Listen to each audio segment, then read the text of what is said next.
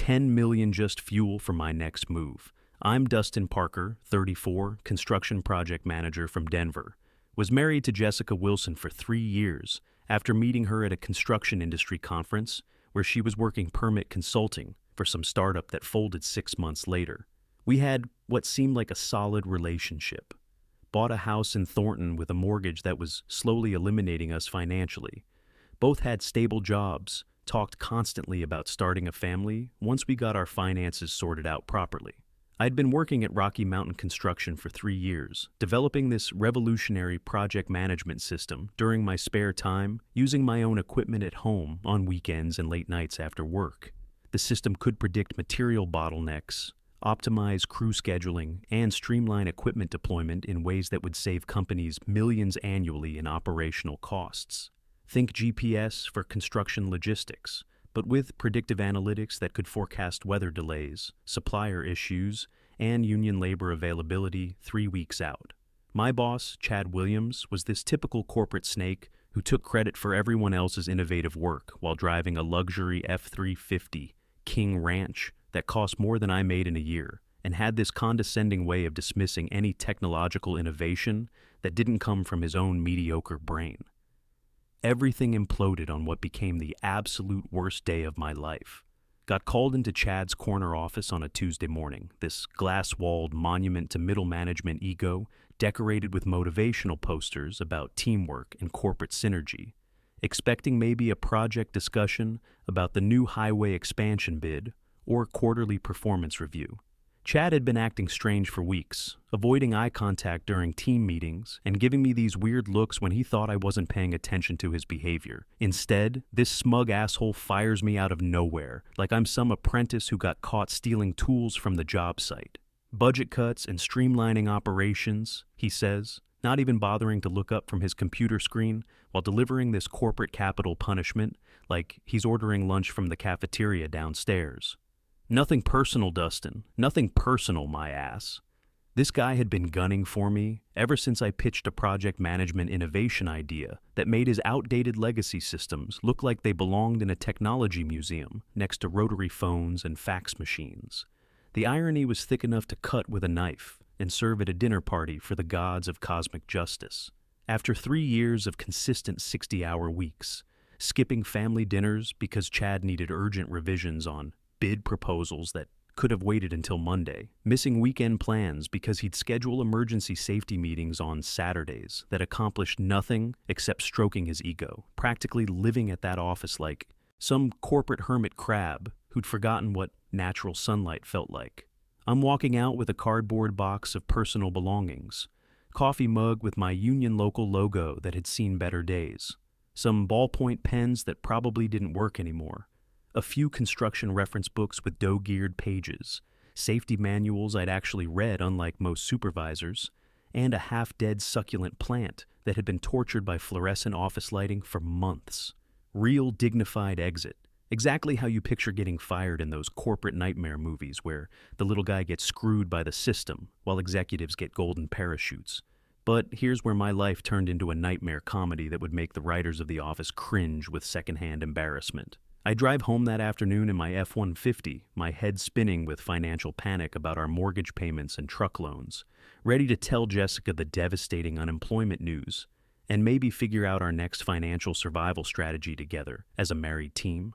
I'm rehearsing how to break the news gently, maybe suggesting we order pizza and have a serious conversation about our monthly budget, thinking about stopping to grab some beer to soften the blow of sudden unemployment.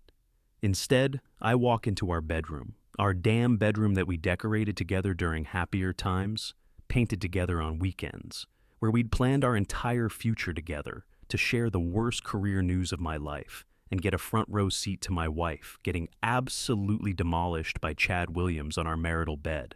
The bed with those stupid expensive Egyptian cotton sheets she'd insisted we absolutely needed from that boutique downtown. Dustin, we need quality linens if we're going to be serious adults with proper home aesthetics. The ones that cost more than most people's weekly grocery budget and took me 3 months of overtime pay to afford without going into credit card debt. They weren't scrambling around in panic or desperately trying to cover up, like you'd expect, from people caught destroying someone's marriage in spectacular fashion.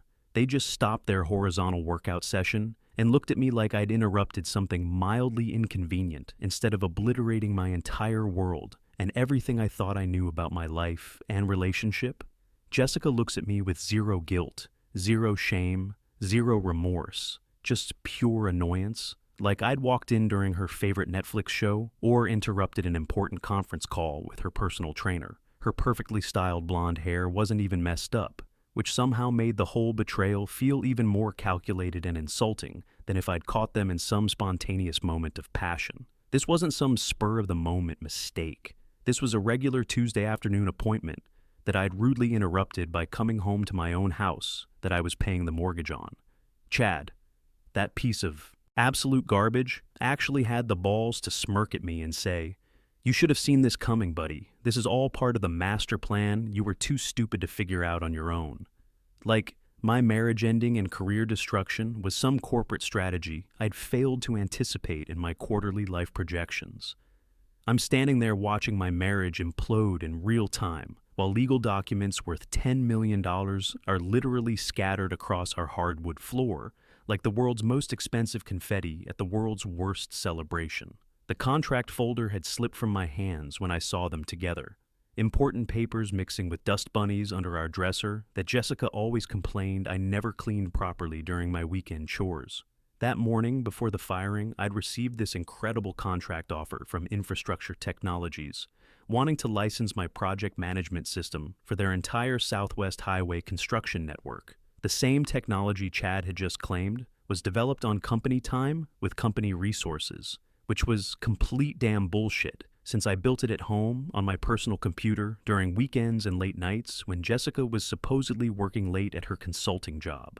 Turns out these sociopaths had been orchestrating this elaborate betrayal for over 18 months, possibly longer. According to what we discovered later, Jessica wasn't just cheating on me with my boss. She was running a full-scale corporate espionage operation that would have impressed CIA operatives, feeding Chad detailed insider information about my work progress, my technical breakthrough moments, my late-night coding frustrations when I'd complain about difficult algorithms, even my daily schedule, and when I'd be working late at the office versus home. Found email chains later where they discussed my project development timelines like I was some laboratory experiment they were monitoring for their doctoral dissertation research, complete with progress reports and quarterly assessments of my emotional state and vulnerability levels. One email from 3 months earlier made my blood boil. Chad to Jessica. "Dustin's getting close to finishing the management system. He's been working until 2 a.m. every night this week. According to your reports, we need to accelerate our timeline for the patent filing. The incorporation papers for Wilson Innovations should be finalized by Friday." Jessica's response was even worse. "Perfect timing. I've been documenting his progress in detail and photographing his code notebooks when he's in the shower. He's so focused on impressing you at work that he's completely oblivious to what's happening right under his nose. The union guys respect him too much. We need to isolate him from potential allies before the termination. They'd been planning to steal my intellectual property, patent it under their shell corporation, and cut me out of my own life's work while I was busting my ass thinking I was building our shared future together as a married couple. Even worse, they'd been strategically undermining my relationships with the construction crews who actually respected my safety protocols and fair scheduling practices. Jessica's parents, Garrett and Danielle Wilson, are old money Denver elite who own half of Cherry Hills Village and treat anyone making under 7 figures annually like peasant servants. These people had inherited wealth going back 4 generations and acted like they'd personally built the railroad through Colorado with their bare hands and honest sweat equity. Called me to their mansion the next day for what they euphemistically termed a family discussion about this unfortunate situation that needs to be resolved quickly and quietly. The place screamed generational wealth in the most obnoxious way possible. Marble everything imported directly from Italy. Original artwork worth more than most people's houses hanging casually in hallways like decorative wallpaper. Fountains in the front yard that probably required their own water treatment facility, and a circular driveway longer than my entire street that wound through perfectly manicured gardens maintained by a full-time landscaping crew. Garrett was nursing bourbon at 10:01 a.m., like some Southern gentleman cosplayer, wearing a suit that probably cost more than my F-150 and sporting a Rolex that could have paid off my remaining student loans in cash. Danielle was clicking her pearl necklace nervously like worry beads while wearing one of those outfits that screamed, "I shop at stores without price tags and make the salespeople call me ma'am." They basically told me I was never good enough for their precious princess daughter, that Chad was a real man, a provider with proper breeding and social class connections. Danielle actually used the word breeding like we were discussing racehorses instead of human relationships, while Garrett nodded approvingly like this was some board meeting where they were voting me out of the family corporation due to poor performance metrics and insufficient quarterly returns. Then Jessica shows up to this family tribunal with Chad trailing behind her, his hand possessively placed on the small of her back like he owned her as property. She's wearing this expensive designer dress I'd never seen before, something clingy and obviously costly that probably required more than my monthly truck payment, looking happier and more radiant than she'd been in the final months of our marriage when she was supposedly finding herself professionally. That's when I dropped the nuclear bombshell about my $10 million infrastructure contract on their perfectly arranged social gathering. The silence that followed was absolutely beautiful, watching their smug faces shift from condescending superiority to pure shock and confusion in real time, like a slow-motion car crash involving multiple luxury vehicles. They had no idea I'd already signed exclusively with Infrastructure Technologies, while Chad was still desperately trying to work backdoor licensing deals through Rocky Mountain's existing corporate partnerships with the Colorado Department of Transportation and various municipal contracts. So I'm living in this absolutely crappy apartment on the wrong side of Denver, cracked walls with peeling wallpaper that looked like it hadn't been updated since the Reagan administration, a kitchen that belonged in a horror movie about urban decay, and neighbors who apparently thought 2 a.m. was prime time for domestic arguments and amateur karaoke sessions that could wake the dead. Surviving on nothing but takeout from the sketchy Chinese place down the street and self-pity that tasted worse than their questionable lo mein. Contemplating the smoking ruins of my life while trying to figure out how I'd missed all the obvious signs of a conspiracy that had been happening right under my nose for over a year. When my college buddy Melissa Garcia calls, I'm probably at my lowest point since graduating and realizing the real world didn't give a crap about my construction management degree or academic achievements. Melissa's this brilliant forensic business analyst who runs a corporate investigation firm specializing in white-collar crime and corporate espionage cases that make national news. We bonded over late-night study sessions and mutual hatred of pretentious professors who thought they were destined to become industry gods despite never working in actual construction. "Get dressed," she tells me when I answer the phone, sounding like hot garbage warmed over in a microwave. "I'm coming over and we're going to figure this crap out like actual adults instead of letting you wallow in self-pity. And for the love of all that's holy, please tell me you've showered in the last 48 hours. Melissa had this way of making you want to be better, even when you felt like absolute garbage and had given up on basic human hygiene standards. What Melissa uncovered over the next week was absolutely mind-blowing in its scope and audacity. Like discovering your spouse isn't just cheating, but running an entire organized crime operation from your basement workshop. Chad had been systematically embezzling Rocky Mountain resources through something called Wilson Innovations LLC, Jessica's maiden name, naturally, because they weren't even trying to be subtle about their criminal conspiracy. They'd legally incorporated this shell company to develop cutting-edge construction management software that was actually my damn technology. The same system I'd spent 3 years perfecting in my spare time on my personal laptop while sacrificing weekends, social life, and sleep. Bank statements showed systematic fund transfers going back 14 months. Falsified expense reports claiming safety training conferences that were actually romantic spa weekends in Napa Valley and Austin. Fake consulting fees paid to Wilson Innovations for OSHA compliance research that never actually happened. Chad had been literally using company credit cards to finance his affair with my wife, billing shareholders for hotel rooms at 5-star resorts like the St. Regis and Four Seasons, expensive dinners at steakhouses like the Capitol Grill that I couldn't afford on special occasions, and even jewelry, including that diamond necklace Jessica wore at their engagement party, like some kind of trophy from her successful corporate heist operation. But the conspiracy went even deeper than simple financial fraud. This was like discovering an iceberg where the affair was just the visible tip above water. Melissa found email chains proving Jessica had been accessing confidential company information through Chad's executive privileges, including employee files, salary information, quarterly financial reports, strategic planning documents, and detailed timelines of my personal development projects that should have been classified at the supervisor level. She'd been spying on me for months like some corporate Mata Hari, reporting back to Chad about when I'd be working late, what technical breakthroughs I was making, even my frustrations with specific coding problems that kept me up at night debugging until 3 a.m., while she pretended to sleep beside me. One email exchange made my arterial pressure spike so hard I thought I might have a stroke. Jessica to Chad. He'll never bounce back from this humiliation. I know him better than anyone, and he doesn't have the backbone to fight back. Once we have the technology secured and he's completely out of the picture, we can move forward without any complications or loose ends to deal with. The Union crews respect him too much.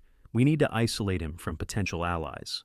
The Union angle was particularly insidious. Chad had been systematically undermining my relationships with the construction crews, who actually appreciated my fair scheduling practices and genuine safety concerns. He'd been spreading rumors that I was planning to implement automated systems that would eliminate jobs, when in reality, my technology was designed to make their work safer and more efficient. Melissa connects me with Brett Anderson, this absolute shark lawyer who specializes in corporate fraud, intellectual property theft, and white-collar conspiracy cases that make headlines on CNN and get featured in documentary films.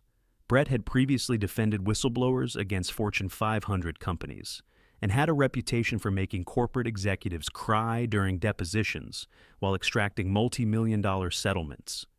Brett's office was exactly what you'd expect from Denver's most ruthless corporate attorney: floor-to-ceiling windows overlooking the downtown skyline, leather furniture that probably cost more than my F-150, and law books arranged with the kind of precision that suggested he actually read them, instead of just using them for decoration like most lawyers. The man himself looked like he'd been designed in a laboratory specifically for intimidating opposing counsel: sharp suit, sharper eyes, and the kind of predatory smile that made you want to check your wallet afterward. This isn't just infidelity and simple corporate theft, he tells me, with this gleam in his eyes that probably cost his enemies millions in legal settlements over the years. This is federal conspiracy involving systematic fraud, embezzlement, breach of fiduciary duty, and intellectual property theft. We're going to completely obliterate these people in court and make them wish they'd never heard your name or thought about crossing you. The next 3 weeks were like preparing for total legal warfare against people who thought they were completely untouchable due to their wealth and social connections. Melissa worked 18-hour days building our case file, which eventually grew to over 400 pages of documented evidence, while Brett crafted federal court documents that read like criminal indictments for a RICO prosecution. We had bank records showing systematic embezzlement totaling over $150,000 in misappropriated funds, email chains proving premeditated conspiracy spanning 18 months with written plans and timelines, falsified expense reports documenting corporate theft that would make Enron executives embarrassed, recorded phone conversations discussing the precise timeline for destroying my career and stealing my technology, credit card statements showing luxury purchases made for personal use with company funds. Everything needed to prove this wasn't some spontaneous affair, but a calculated campaign of betrayal that would have impressed organized crime families with its meticulous planning and execution. Meanwhile, Chad and Jessica were planning her birthday party like some royal wedding celebration, with a guest list that read like Denver's social register and cost more than most people's annual salaries. She actually sent me an invitation on cream-colored cardstock with gold embossing and calligraphy that probably cost more than my weekly grocery budget. You are cordially invited to celebrate Jessica Wilson's birthday at the Wilson family estate. The subtext was crystal clear. Come watch us publicly humiliate Dustin while wearing cocktail attire and sipping Dom Perignon that costs more than his monthly rent because we want to twist the knife in front of everyone who matters in Denver's social hierarchy. The smart move would have been staying home, ordering pizza, binge-watching something mindless on Netflix, and preserving what little dignity I had left. After the whole affair discovery became Denver gossip fodder that spread through country clubs like wildfire. But apparently, common sense had vacated the premises along with my marriage, my job, and my self-respect.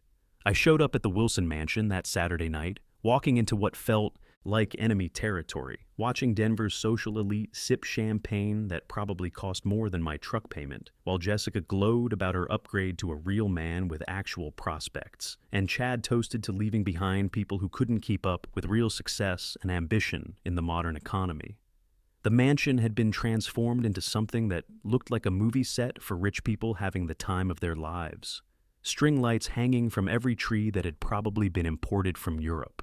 Ice sculptures that cost more than my monthly budget carved by artists flown in from God knows where. Servers in crisp white uniforms circulating with champagne flutes and hors d'oeuvres that I couldn't even pronounce, let alone afford on my current unemployment budget.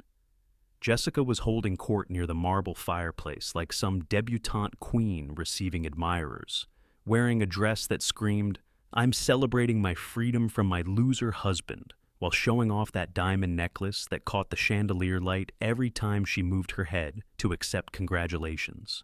The thing probably cost more than I made in 6 months, and she kept touching it like some kind of victory medal commemorating her successful betrayal campaign. Chad was working the room like some construction industry kingpin, glad-handing contractors and city officials, probably lining up his next round of fraudulent deals using my stolen technology. I watched him schmooze with Colorado Department of Transportation officials, discussing upcoming highway projects with a kind of insider knowledge that should have raised red flags if anyone was paying attention. That's when Troy Bennett walked in like he owned the place, which frankly he probably could have bought with pocket change from his quarterly dividend payments. CEO of Infrastructure Technologies, worth approximately $1.2 billion, this according to Forbes' latest rankings, supposed to be in Singapore closing some massive international infrastructure deal that had been splashed across every business publication for the past month. But he'd flown back specifically to support our partnership because it was that strategically important to his company's future expansion plans into AI-driven construction logistics. Troy Bennett was the kind of person who commanded attention just by existing in a room. Not particularly tall or physically imposing, but he had this presence that made everyone else feel like background characters in his success story. The room went dead silent, like someone had hit a pause button on all these entitled lives. These people weren't used to being upstaged at their own carefully orchestrated social events, especially by someone who could literally buy and sell half the guests without checking his bank balance or consulting his team of financial advisors. Troy walked straight through the crowd to me, cutting through the social hierarchy like a hot knife through butter, shaking my hand, firmly enough for everyone to see and photograph with their phones, and announcing our partnership loud enough for the entire shocked assembly to hear clearly. "Dustin isn't just a guest tonight," he tells the crowd with that commanding presence that comes from running billion-dollar corporations. "He's my business partner. The $10 million contract we signed last week is just our initial investment. We're projecting hundreds of millions in market impact across North American construction logistics over the next 5 years. His predictive scheduling system is going to revolutionize how we handle major infrastructure projects." Jessica's champagne flute-wielding confidence cracked like ice in warm water, her perfect smile starting to wobble around the edges as she realized her pathetic loser husband had just been publicly endorsed by one of the most powerful men in infrastructure. The diamond necklace suddenly looked less like a victory trophy and more like evidence of corporate fraud that was about to be exposed.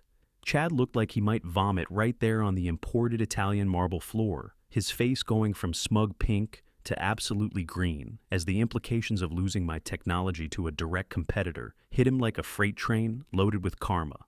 All those CDOT officials he'd been schmoozing suddenly looked very interested in Troy Bennett instead, sensing which way the wind was blowing. Troy continued his announcement with the kind of casual authority that comes from having more money than small countries. "What makes Dustin's system revolutionary is the integration of real-time weather data, union scheduling protocols, and equipment maintenance predictions. It's not just software, it's a complete paradigm shift in how we approach large-scale construction management." The crowd was eating it up. Watching Denver's social elite realized they'd been backing the wrong horse in this race. Several city council members who'd been kissing Chad's ass 5 minutes earlier were now angling for introductions to Troy Bennett. The mayor's wife, who'd pointedly ignored me when I walked in, suddenly materialized at my elbow with a warm smile and urgent questions about infrastructure technology's plans for local hiring. The irony was thick enough to serve with dinner. Here I was, supposedly the humiliated loser husband, getting treated like royalty while my wife and her new boyfriend watched their moment of triumph turn into a public relations nightmare. We filed everything the following Monday morning, like we were launching nuclear weapons at corporate corruption. Federal fraud charges, conspiracy to commit intellectual property theft, systematic embezzlement, breach of fiduciary duty. Brett had prepared the complete legal arsenal that would make RICO prosecutors jealous of our evidence collection. He timed the process serving for maximum public humiliation. Chad and Jessica got hit with federal lawsuit papers during their intimate brunch at the Ritz-Carlton downtown, surrounded by Denver's biggest gossips and social media influencers who immediately started live tweeting the drama unfolding before their eyes. According to our process server, who looked like he could bench press a small car and had previously served papers to mafia bosses without breaking a sweat, Jessica completely lost her crap when she realized what was happening, threw her mimosa at him, missed completely, and hit her own father instead, soaking Garrett in Dom Perignon and fresh orange juice while Danielle's screaming was audible from the lobby 3 floors down. The trial 6 weeks later was absolutely incredible theater that had reporters from 3 different news stations, plus freelance bloggers covering every dramatic moment. Chad and Jessica hired the most expensive legal team money could buy, the kind of white shoe law firm that charged $800 per hour and had defended senators and Fortune 500 CEOs in major corruption cases that made national headlines. But you can't argue with 18 months of documented bank records, email chains with timestamps, and recorded conversations where they literally discussed their criminal conspiracy in detail. The prosecution had everything: systematic embezzlement totaling over $150,000 in misappropriated company funds, premeditated conspiracy spanning 18 months with detailed written plans, intellectual property theft with attempted patent fraud, and even audio recordings of them laughing about how they'd completely crushed me and I'd never bounce back from this total humiliation. Jessica completely melted down on the witness stand, like a nuclear reactor going critical. And it was the most beautiful train wreck I'd ever witnessed in person. All that expensive coaching from high-priced attorneys, all those legal preparation sessions that probably cost more than my annual salary. All that money spent on image consultants and media training, and she reverted to her true entitled nature right there in federal court, with cameras rolling and court reporters transcribing every word for posterity.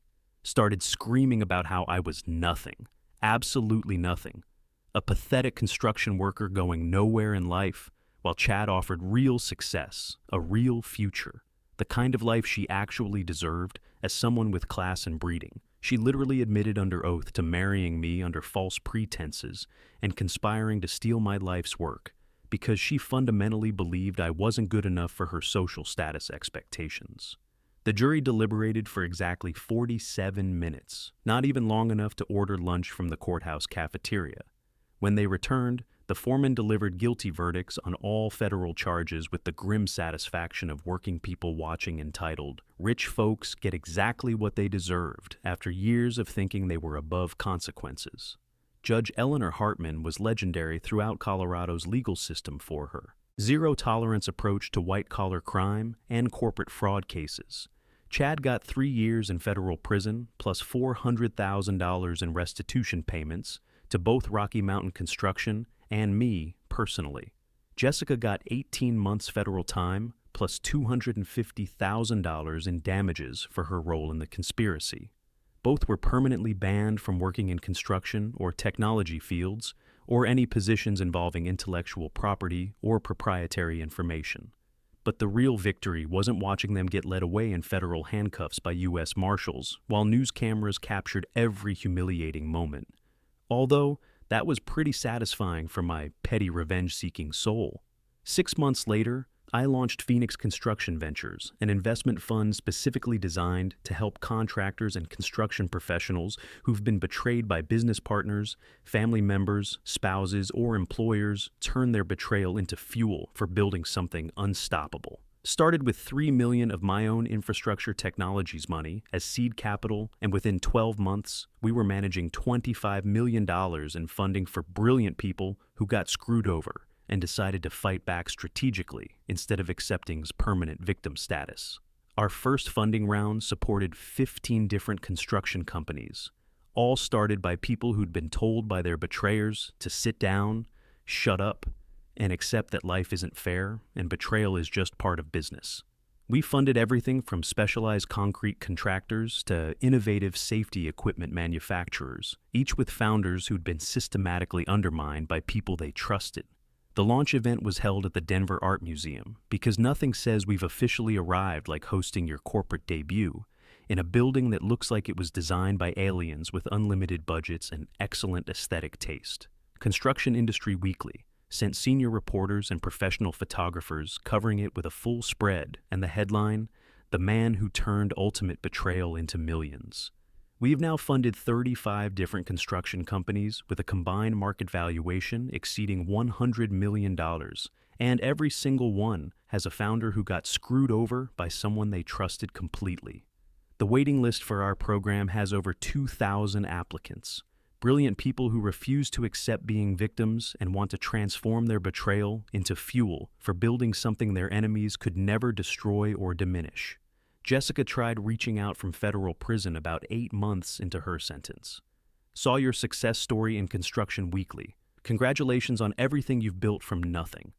Deleted the message without responding because some bridges are meant to stay completely burned as permanent reminders of why you struck the match in the first place. Currently engaged to Melissa, the forensic investigator who helped expose everything and stood by me during the darkest period of my life when I was living on takeout and self-pity. She saw me at my absolute lowest point and chose to help me fight back strategically instead of telling me to move on and let it go like everyone else advised.